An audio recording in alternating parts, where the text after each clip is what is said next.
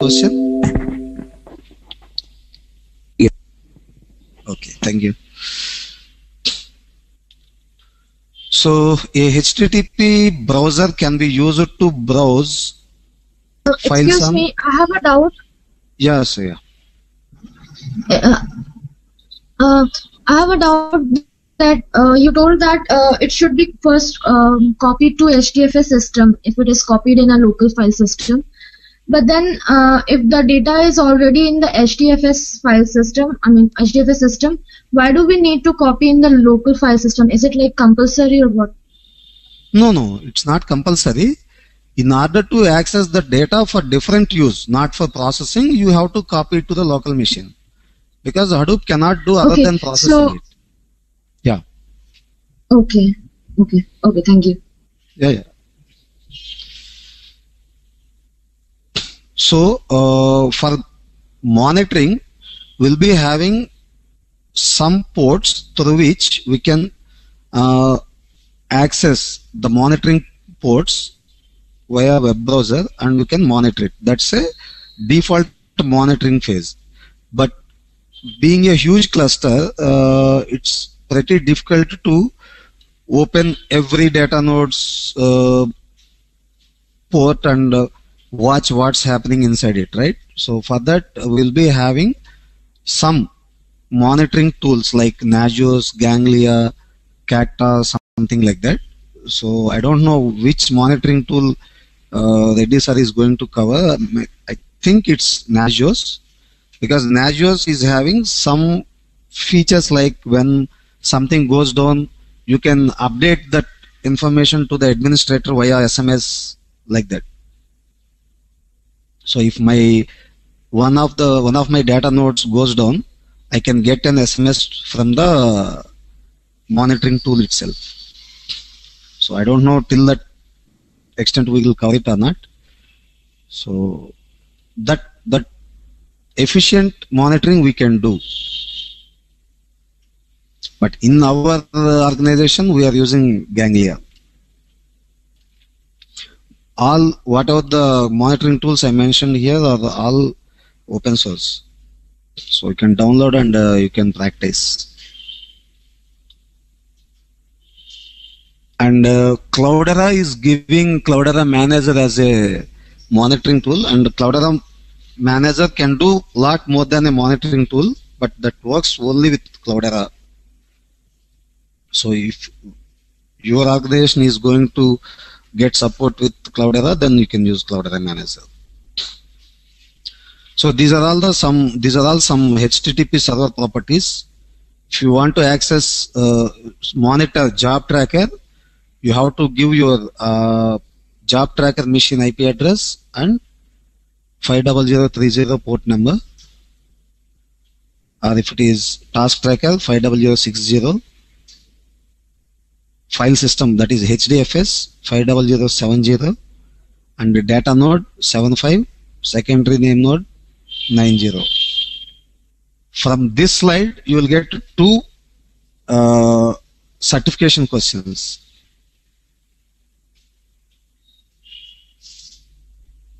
Okay. So this is the point. When you are arguing with someone like whether Java is mandatory or not, it will let you know. Okay. So Hadoop provides Java API for application to use, but Python access is also used in many applications because Python supports for network programming. Python, Ruby, Perl, they are more efficient than Java in order to network programming. And a C language wrapper for Java API is also available. Browser can be used to browse files in the namespace. Okay, so Java is not the only programming language which can allow to write MapReduce code. Okay, the only advantage of Java is framework built on Java, so they'll be having native API support. They don't need to know how their program has to interact with Java. That's the only advantage they have. And believe me, it's going to be a pain to write map reduce code in Java. I may not write, but I know pretty well. So if someone is trying to get professionality in administration and development, you better stick to pig and hive.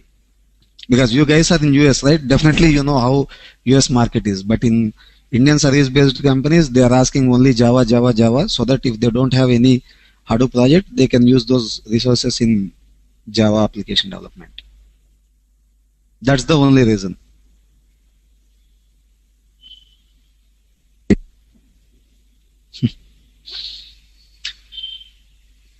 So HDFS block allocation, I'll cover a few concepts of block allocation today, because once we jump into this, it may take around 2 hours to complete this conversation. Okay? Because I cannot communicate with you guys directly unless this training sessions complete. So don't blame me that I haven't shared anything, that completely out of my hands. But I can let you know if you want to read something. I down my blog. Okay, next class I'll let you know how you can get all these things. Okay, tomorrow. Okay, not.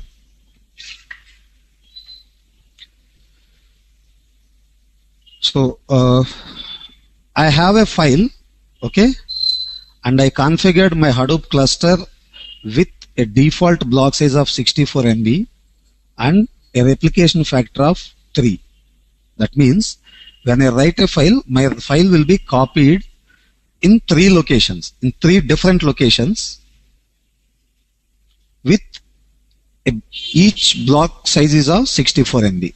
Okay. So in this scenario, my file is of 5 block size.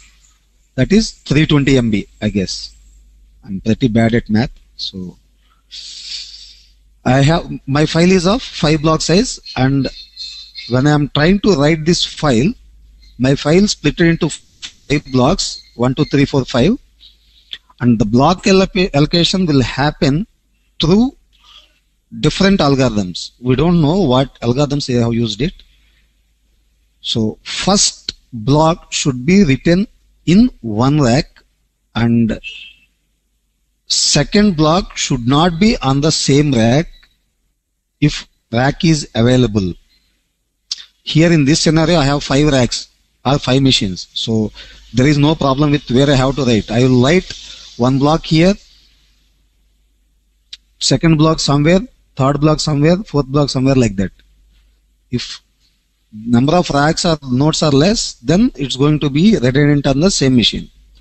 But in my scenario, first block I have written here, and I replicated it here and here, not on the same machine. No 2 replications should be on the same machine, and no all blocks should be on the same machine. That's the primary condition. So 2 replications should not be on the same machine, and all replications should not be on the same machine. So first my block, framework has written here, and second replication here, third replication here. Done. Then it's going to write second block. So it written second block here and here and here. That I don't know how algorithm manages to run it, but my intention is to have 3 replications in order to, if I lost some machine, my data should be persistent. So in the same fashion, framework has written all my blocks and replicated 3 times. So you consider in this scenario, if any 2 machines, not only 1 machine, any 2 machines goes down also, my data will be available. You can take this bottom 3.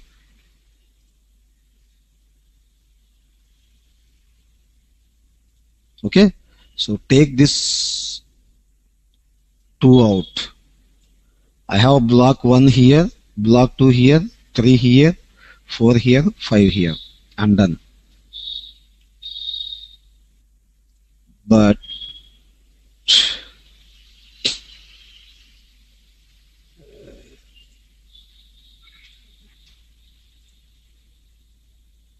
okay, I lost these two machines. 1, 2, 3, 4, 5. Done. I lost these two machines. 1, 2, 3, 4, 5. So in any combination, I'll be having my data available.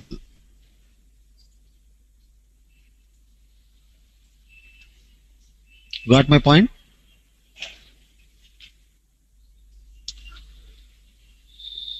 So you're just considering that 2 system will go down. If 3 goes down. Yeah, that depends how you are architecturing your machines. First thing. Even though if you have a RAID configuration in RAID 6, if you lost 30% of your hardware, you will not be able to access your data. Okay, so Hadoop built with an intent of continuous hardware failures, not like this much of hardware will go down like that. But if you have enough number of machines available and replication factor of 3, even though if you lose 50% of your hardware, your data will be available. So in this scenario, I have only 5, right? If I have 6, then definitely 3 machines goes down also, I can be having my data available. Algorithms will allocate data in that fashion.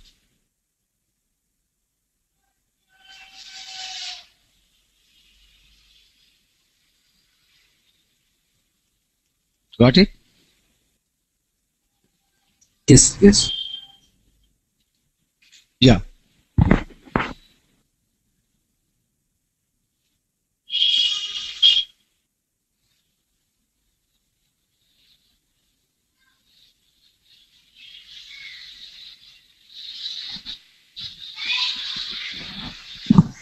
Sorry, I didn't get you.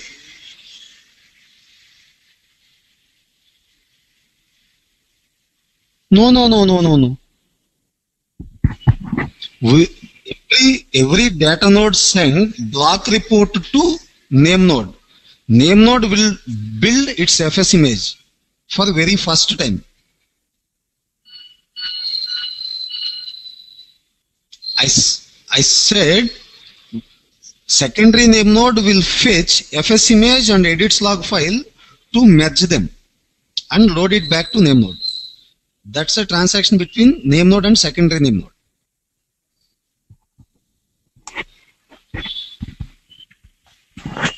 So first ask your question so that I'll be able to understand where that.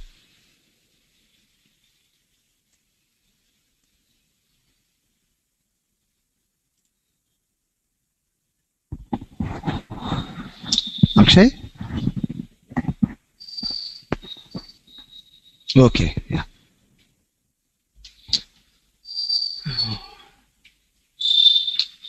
So in this slide, I have another certification question. Okay, first let me go through these points. Okay, HDFS is designed for very large files across machines in a large cluster. Okay, each file is a sequence of blocks. Okay, so 1, 2, 3, 4, 5. All blocks will create a file. Complete 5 blocks will create a file. If you lose any of these blocks, you cannot access that file. Okay, that's by default anywhere. All blocks in the file except the last are of same size. That means I said my file is of 320 MB, so I have splitted it into 64 equal blocks, right? If my file is only of 300 MB, that means I have 4 blocks of 64 MB size and 1 block is of 44 MB size, right? So last block HDFS will allocate only of 44 MB.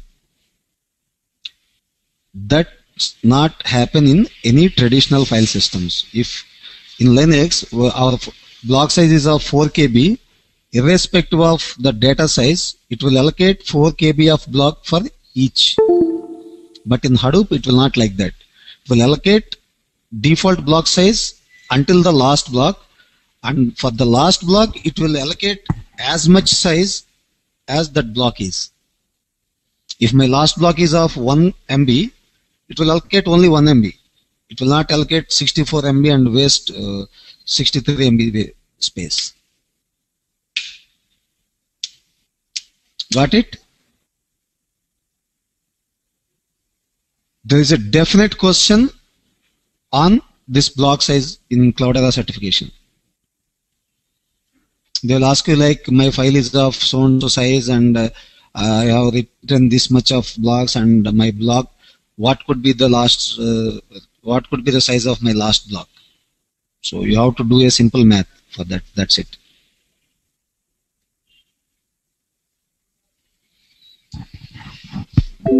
So blocks are replicated for fault tolerance, so that if something goes down and the execution on one block may be interrupted, the execution will be continued on the other replications. And we can configure this block size and replications in a configuration file that we will see while configuring Hadoop. So the name node receives a heartbeat and a block report from each data node in the cluster. That's what I said. Heartbeat will be sent for every 3 seconds, and every 10th heartbeat is going to be a block report. So for every 30 seconds, data node will send a block report to the name node. So block report contains all the blocks in a data node. It's not an incremental or differential information. It's a complete report.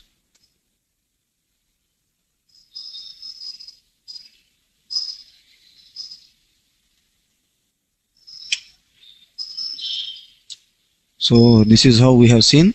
When you write two files, foo.txt and bar.txt, if foo.txt is of 3 block size and bar.txt is of 2 block size, blocks will be written to the data nodes and metadata information will be stored in the name node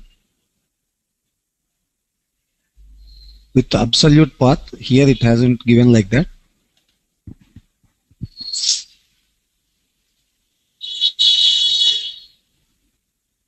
So again, key points: data split into blocks and distributed across multiple nodes in the cluster.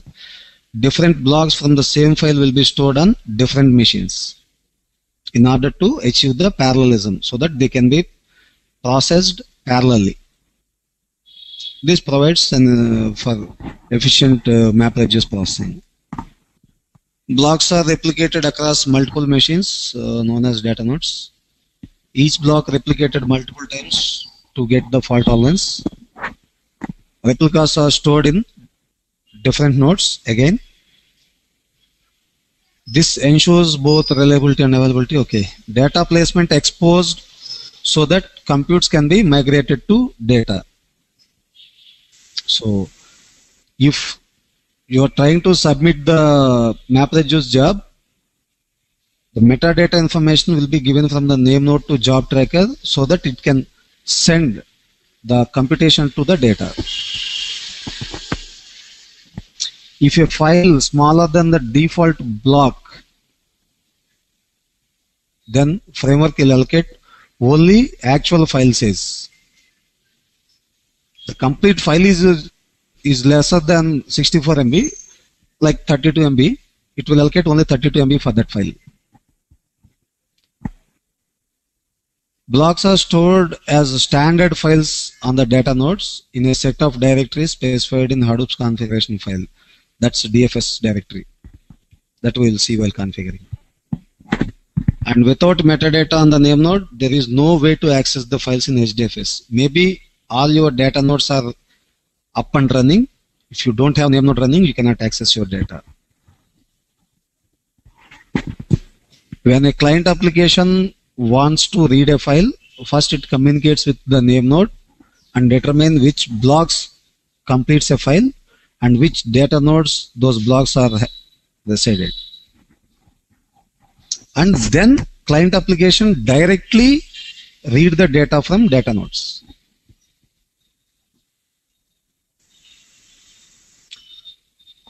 So this is how blocks will be written to the framework. So I would like to conclude for today at this point. So with these points, basics of understanding of Hadoop cluster and HDFS will be completed.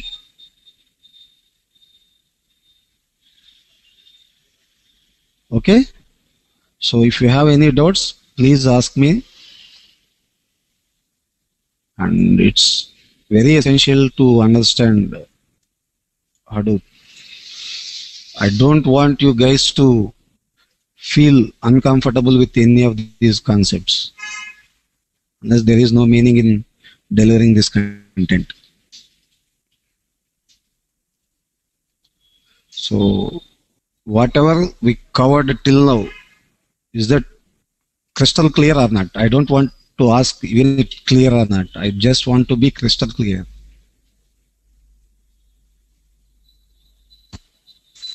I'm still stuck on FS image and deploy. Okay, what else?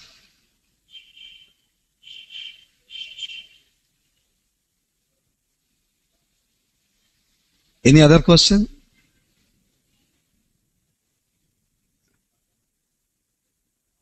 Yeah, Akshay, please.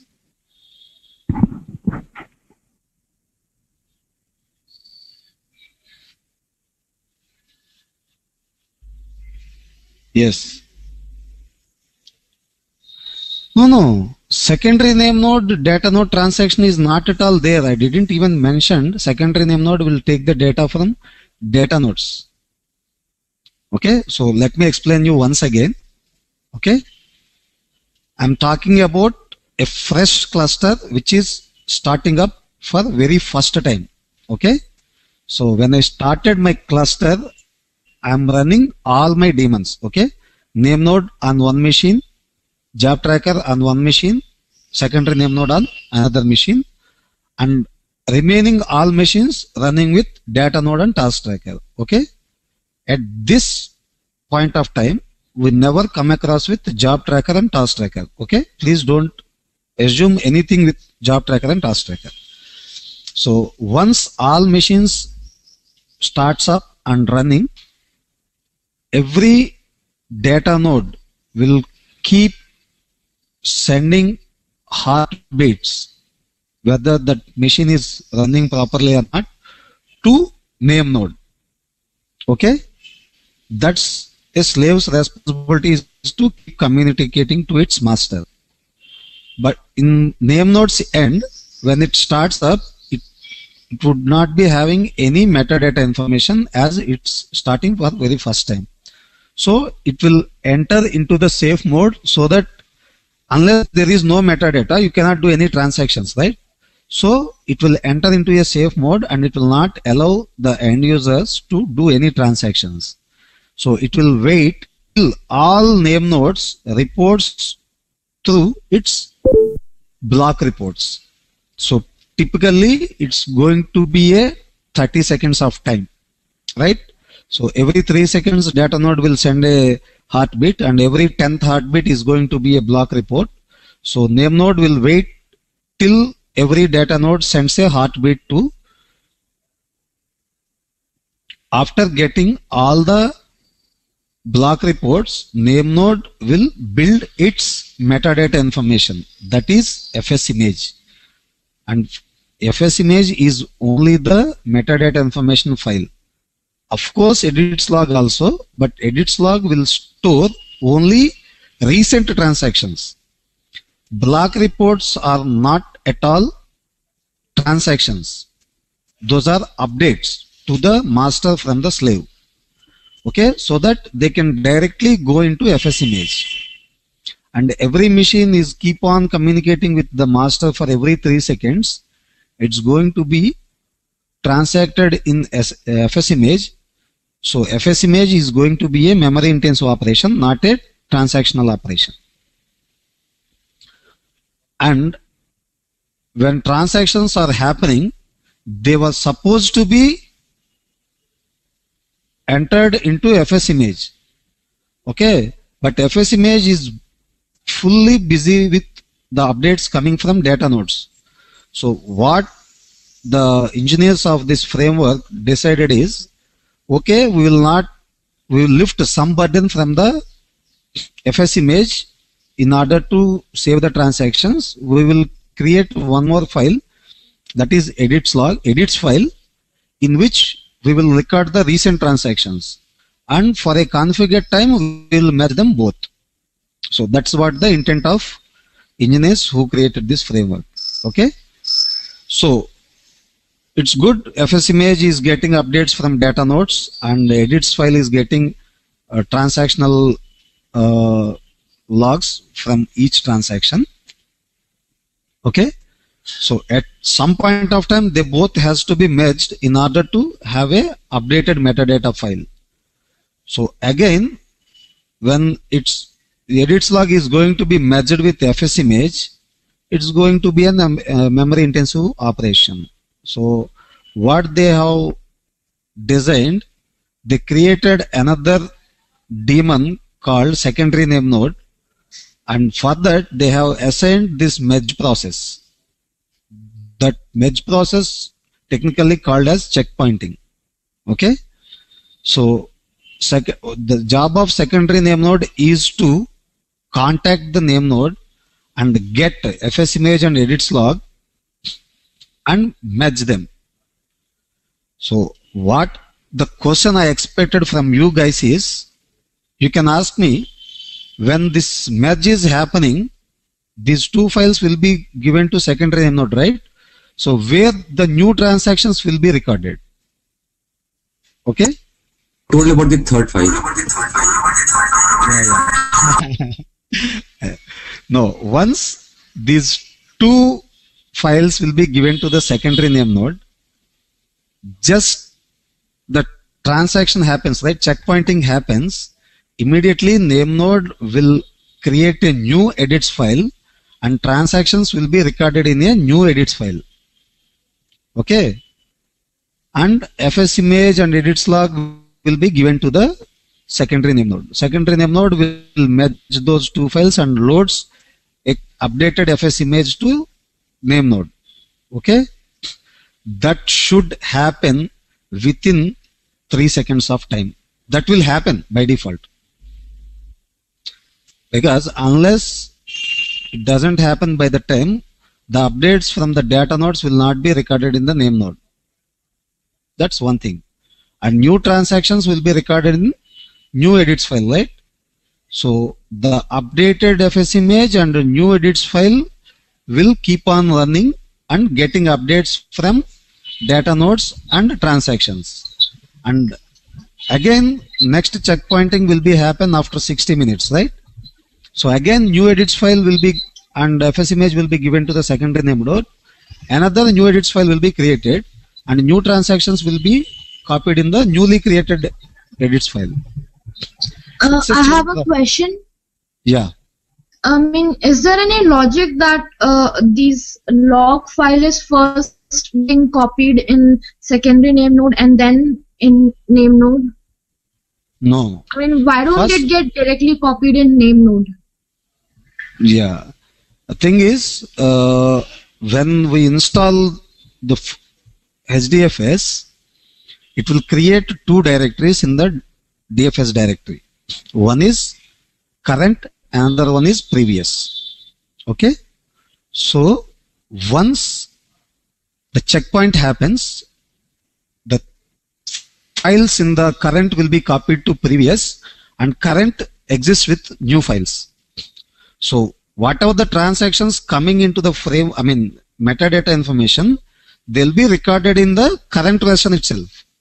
They'll never able to know there is a folder called previous and in which the same files are located. And secondary name node can get the files only from previous, not from the current. Now you got the picture, right?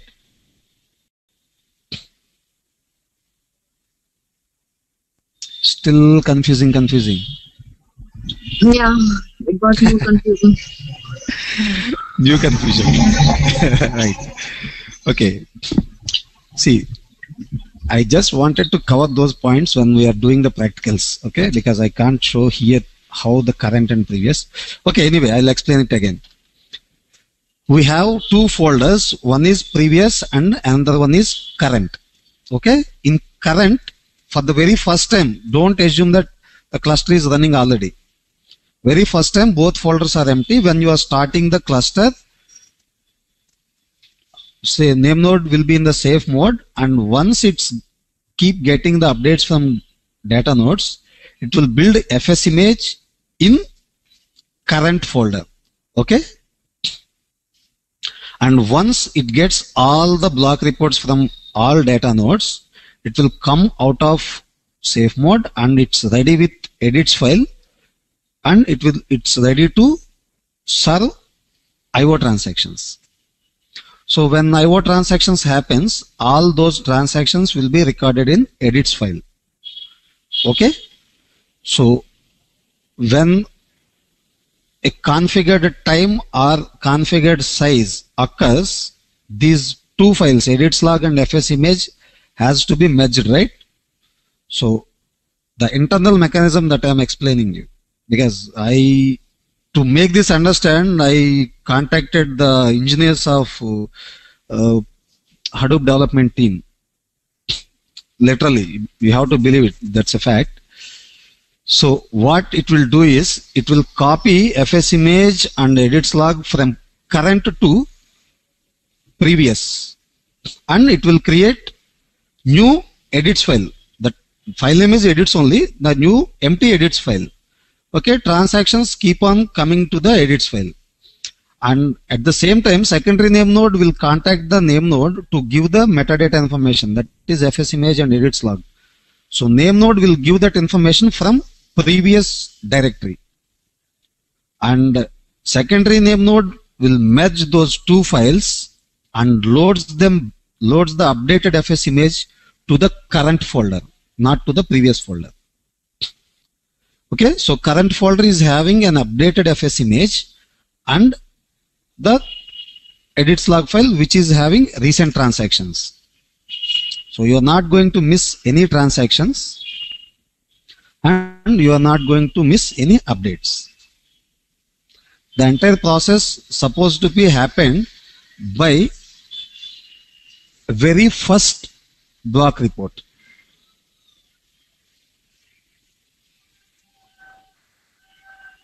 Am I clear or still confusing? No, it's fine. It's clear now. No, don't get convinced, okay? Make sure that you have got it. I know how difficult it is. Yeah, Akshay.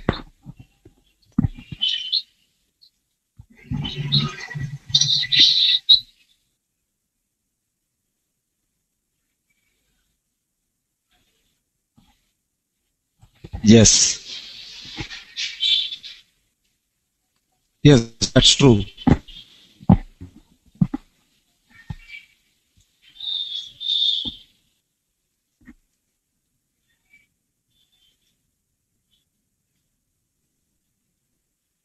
Yeah, we merge them in the secondary name node and loads back to the name node as also.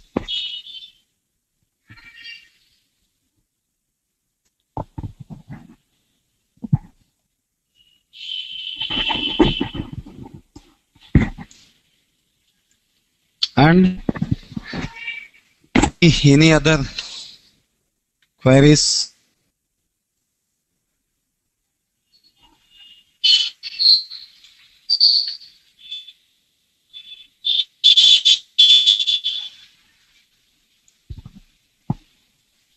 That's it?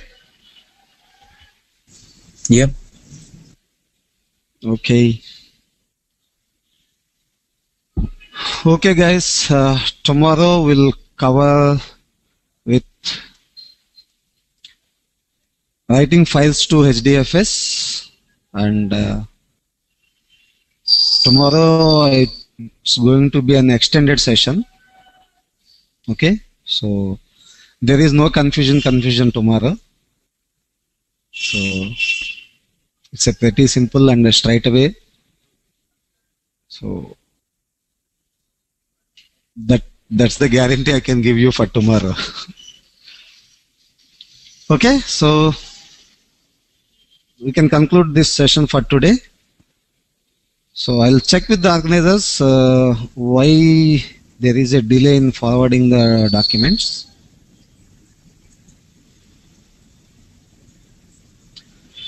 Okay, guys, have a nice day.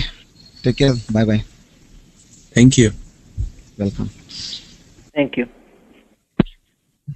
Thank you. Welcome. Bye.